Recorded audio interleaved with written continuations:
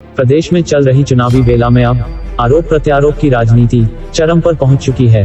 प्रदेश में हो रहे 4 उपचुनाव में कांग्रेस और भाजपा दोनों ही एक दूसरे पर जुबानी हमले करते हुए दिखाई दे रहे हैं। अर्की में आज कांग्रेस प्रत्याशी संजय अवस्थी के पक्ष में जनसभा को संबोधित करने पहुंचे कांग्रेस के पूर्व प्रदेशाध्यक्ष सुखविंदर सिंह सुक्खू ने भाजपा अर्की उपचुनाव के प्रभारी राजीव बिंदल पर तीखे प्रहार किए हैं। उन्होंने कहा कि कोरोना काल में भ्रष्टाचार के आरोपों के चलते उन्हें अपने अध्यक्ष पद से इस्तीफा राजनीतिक षड्यंत्र के चलते देना पड़ा। उनके साथ बेहद बेइंसाफी हुई। आज उन्हें मजबूरी के चलते अर्की में दर दर भटक कर दूसरों के लिए वोट मांगनी पड़ रही है। सुक्खू ने कांग्रेस से त्यागपत्र दे चुके कार्यकर्ताओं पर तंज कसते हुए कहा कि कुछ लोग सत्ता के लिए राजनीति करना चाहते हैं और ऐसे लोग कांग्रेस में भी है जो सत्ता सुख प्राप्ति के लिए दल बदलते रहते हैं। उन्होंने कहा कि कांग्रेस का मुकाबला उस भाजपा से है जो झूठ की राजनीति प्रदेश में करती आ रही है। उन्होंने कहा कि सीएम की प्रशासनिक क्षमता में भारी कमी देखी जा रही है। वह अधिकारियों को आदेश तो देते हैं लेकिन अधिकारी उनकी एक नहीं सुनते हैं। सुक्खू ने कहा कि कांग्रेस प्रदेश में सेवा भाव के साथ राजनीति करना चाहती है ताकि गांव का विकास हो, गरीब गरीबी से ऊपर उठे और प्रदेश में लोगों को कांग्रेस की विचारधारा पर विश्वास हो। लेकिन अर्की विधानसभा में भाजपा प्रत्याशी रतन सिंह पाल केवल सत्ता के लिए राजनीति में आए हैं। ये सरकार तो ऐसी है जो जयराम जी की सरकार है।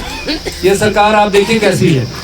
इस सरकार में एसपी को थप्पड़ मार रहा है पुलिस वाला, पुलिस वाले को मार रहा है एसपी।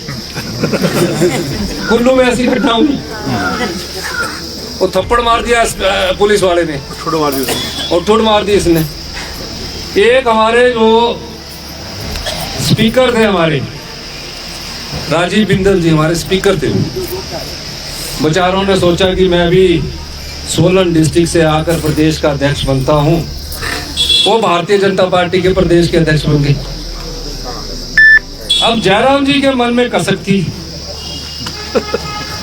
उन्होंने क्या किया कि कोरोना काल में जो भ्रष्टाचार जयराम सरकार में हुआ, कोरोना काल में जो भ्रष्टाचार हुआ उसमें बेचारे बिंदल जी का कोई हाथ नहीं लगता, ऐसे कि उनके जुआई ने कर दिया, ये कर दिया।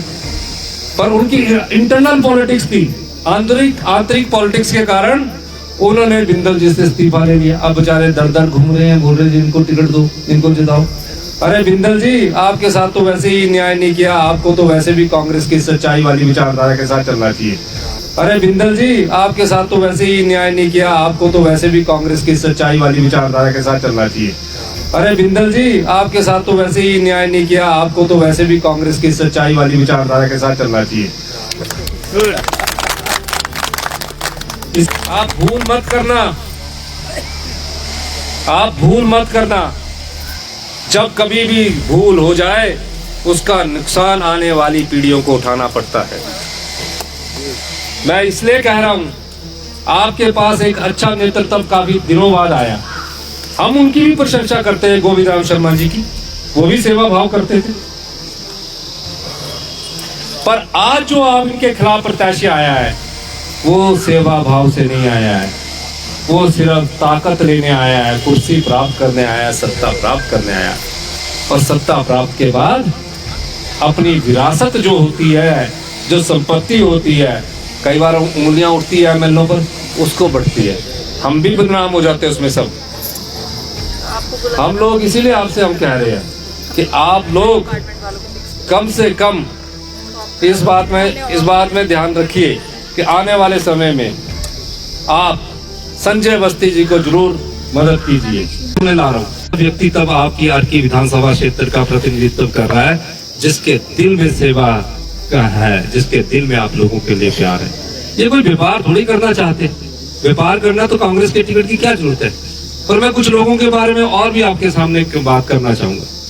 कुछ लोग सत्ता के सारे राजनीति करना चाहते हैं, यानी कि जिसके पास शक्ति आ जाए और उसके सारे राजनीति की जाए और अपनी सत्ता को रोप दिखाया जा सके। जैसे कि किसी की ट्रांसफर होती है, वो कोई किराए का मकान ले लेता है कि और किराए के मकान के बाद 3 साल बाद वो आता है और उसके बाद वो चला जाता है। तो 3 साल बाद जो आता है और चला जाता है, तो ऐसे कुछ लोग कांग्रेस में भी आ गए। उन्होंने कांग्रेस को सोचा कि बस ये तो हमारी विभूति है। उन्होंने कांग्रेस पार्टी को ये सोचा कि आज हम इसमें अभी 3 साल पहले हम किसी और दल में थे, आज हम सत्ता सुख प्राप्ति के लिए हम ये अपने ताकत का इस्तेमाल करें, तो हमें ऐसे लोगों की जरूरत नहीं होती। माननीय मुख्यमंत्री महोदय, आपको मौका दिया है, आप और हम और अवस्थी जी, आप परिवार से उठकर राजनीति में आए और लोगों की सेवा का मौका मिला है, और हम लोग सेवा भाव से राजनीति करना चाहते हैं।